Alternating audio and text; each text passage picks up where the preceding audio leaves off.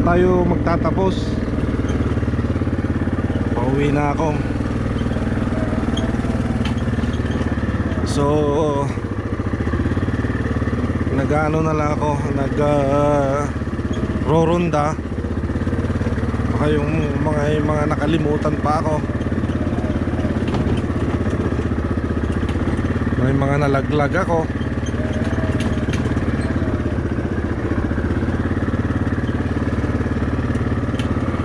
Nadaling ko na rin tong trailer. Paparada ko dun sa may kubuta.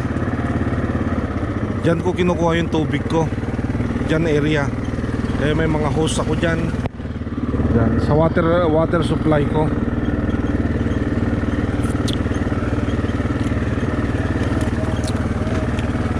Mas mababa diyan. Pa-slope ito eh. So hindi ako nakapunta rito sa yung area ko diyan, ano yan eh, yung papunta sa tubig. Kung saan ako nag-uumpisang magbangka pababa.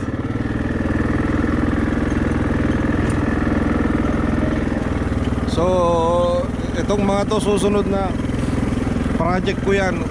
Uubusin ko lahat yan. So ito naman yung yung clear ko. Ito na maluwag na. Kasi iniisip ko kasi pagdating ng winter season,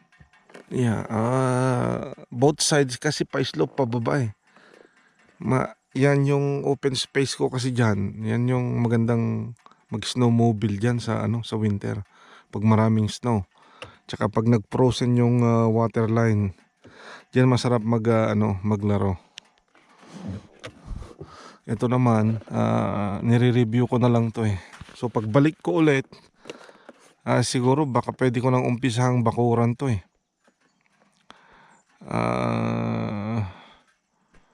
Kambing ang ko dyan eh, plano kong ilagay dyan eh.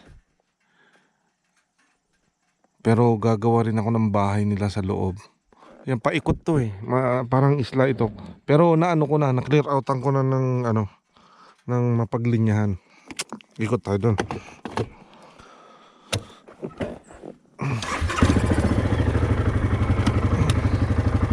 Ito, wawash outing ko rin to. Itong mga to, wawash outing ko rin yan.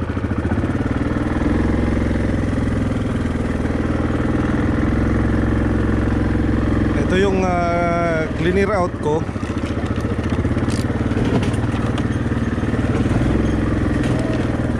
Yan yung area na yan. Siguro 2 araw kong ginawa to eh. Magaling yung Kubota. Hindi ko in-expect yung performance. Lahat yan hugot. Hanggang hugot lahat hanggang roads. So bali, kunin ko nga muna ito. Dati sinusunog ko, tagal. 2 drum nga ang gamit ko, kaso kapos pa rin. Kasi ang dami.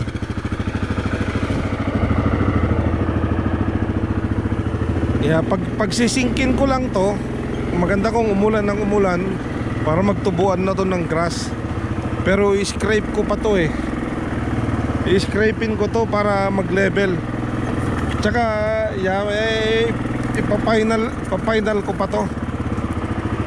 So bali nakuha ko na yung gusto ko eh. Hindi ko na puputulin tong mga kahoy dito. Yung mga malalaki. Ayaw ko lang ng tipo bang see-through ang gusto ko eh. Yung bang kita mo ang loob para hindi naman nakakaano. Pati yan, tinikapan ko yan. Yan yung kukulungin ko nga. Pababa yan eh, hanggang doon. Ito konting linis na lang. So maganda kasi tong part na yan kasi kahit mainit, sa loob kasi malamig at saka ano, halos hindi bumababa yung sikat ng araw eh. Pero ayoko ng dikit-dikit. Gusto ko tama lang yan, ganyan. Hanggang sa looban yan. Ang lalaking kahoy kasi dyan eh. Papunta dun sa loob. Siguro, yeah, in the future, ano, maayos-ayos ko to. Mag-grass to or whatever. Yeah, mag-ano to, mag-aayos din.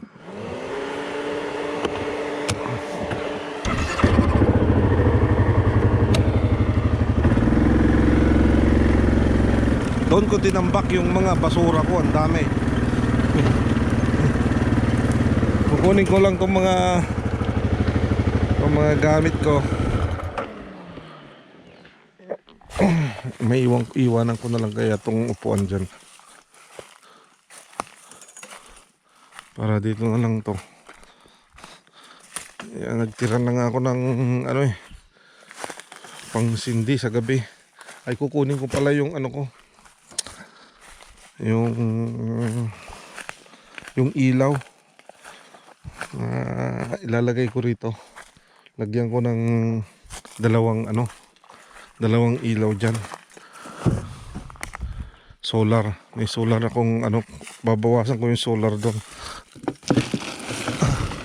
Daling ko to doon sa log house na ginagawa ko. Closing time. Para wala na akong intindihin. Ayusin. Tuloy ko na lang yan. Ito mga prospect ko pa yan. Wasak. Yeah, ano rin to. Marami rin to eh. Ang loob niyan eh. Siguro kukunin ko to later on. Yeah, mahaba to. Hektarya ito na ay kilometro na padulo ang looban. Ganon din to, ganun. Ito yung open space na yan. Pa-slope din to. So ito, gusto ko magtayo ng ano dyan. Basta something cabin. Kasi pag nag-snow to lahat, yan, masarap na namang bumaba dyan para maglaro. Dito ka akyat ka rito. Pwede ko ring gawing ski, ang tawag mo doon. Yeah, magtubaguning ka dyan eh. Clear outing ko yan. Pwede kang magtubaguning dyan o kaya mag-skate dito pag winter. Kung gagawa ako ng pag-skatean. Igagarahe ko lang yung trailer doon. Babawasan ko yung laman sa harap kasi na eh, nagmumukhang squatter.